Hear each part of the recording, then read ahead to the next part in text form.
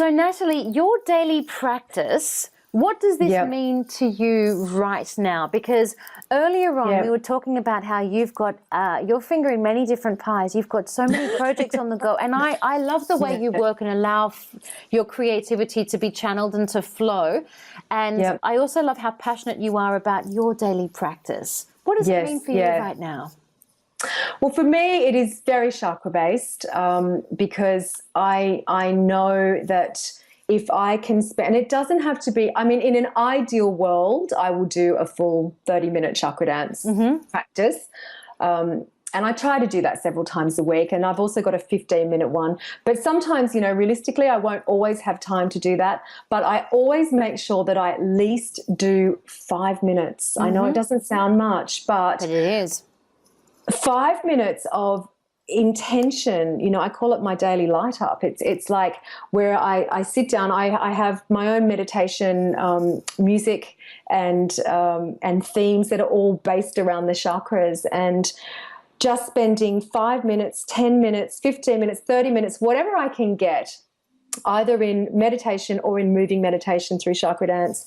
It's spending time of coming within and aligning, just having that intention of really aligning, more and more of surrendering, that whole thing we're talking about of trying to control. I used to meditate and put out there that I want this to happen and that to happen. Yeah. Whereas, you know, now it's like, you know, I ask for guidance of the best way forward. Show me the way. I surrender.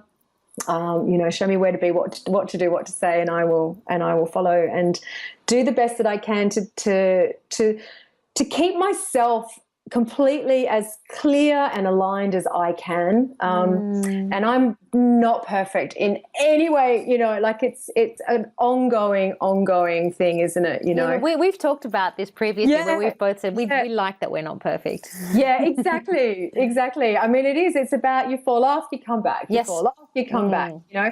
And I think the other thing, it's almost choosing to live each day instead of just doing this daily practice, which is, you know, there's the 5 or half an hour or whatever in the morning to really set that intention. My waking thought is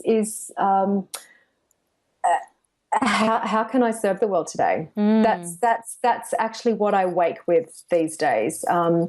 That's probably only been in the last 6 months or so.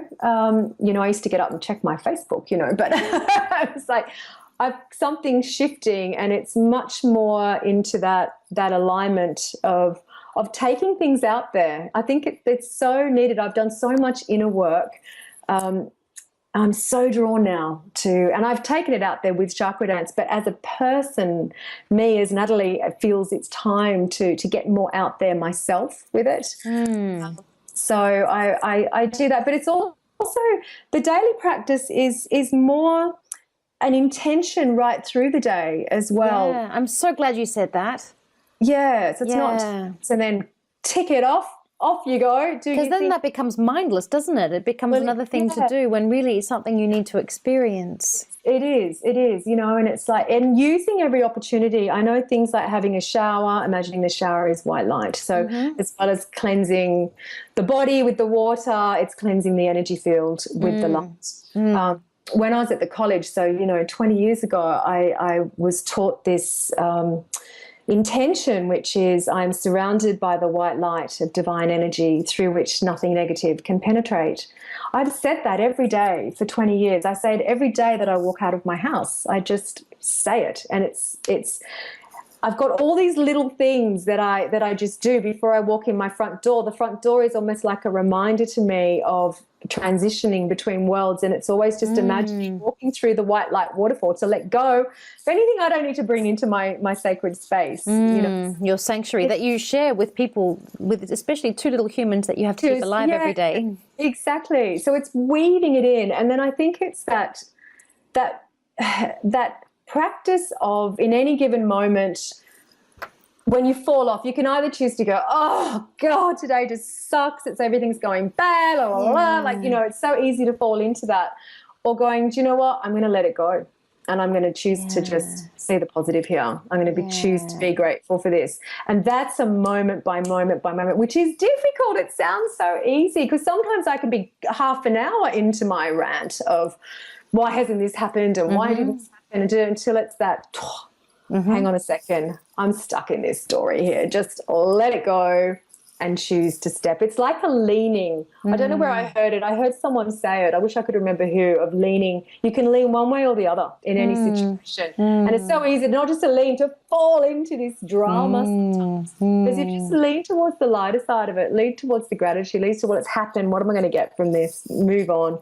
So it's that leaning throughout the day that is of the daily practice as well. I do love that you said that for two reasons as well. One of them is that leaning that you just talked about. It reminds me of a quote that Jonathan Cainer, the well-known astrologer, said, when people would say, every time they'd find out that he is an astrologer, they would never ask, will I find my soulmate? Will I be rich?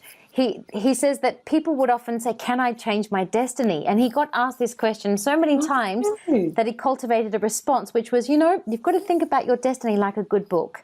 It's only ever going to be a good book so long as it's had a good edit. And we don't just edit once, as you know, because you've also created online programs. We edit many times. And the second reason that I love that is because a lot of my students or clients or even friends will say, I'm not a yogi like you. I can't get up and do a half-hour practice. And I say, but sometimes I can't either. And you know what? Sometimes I don't want to. Sometimes it's in my highest alignment to sleep in because I'm tired or I'm processing. And that's why I wanted to create an Kikos. As you know, you've had access to it, where you can choose a lot of different things that's going to balance, that are going to balance your different energy centers, depending on what you need on that particular day. And if doing the same thing every day works for you, great. But if it doesn't, you have a plethora of tools to choose from. So we both have a mandala creation, which is very important, obviously. The opportunity to update your vision board or to meditate or to do a Kundalini yoga practice. And if you don't want to do that more than once a week, you don't have to, but do something. So I think there is something in the daily. I know that mainly from personal experience, the times that I have let it go, oh my goodness, I can really feel the shift. So I think it's important to do something daily, but it can be as simple as sitting outside and listening to the birds sing for a few minutes. It doesn't have to be, like you say, a 30-minute something or another. And if you feel like it, great, but it doesn't have to be. You're right. It doesn't have to be, and just bringing it in, weaving it into your day.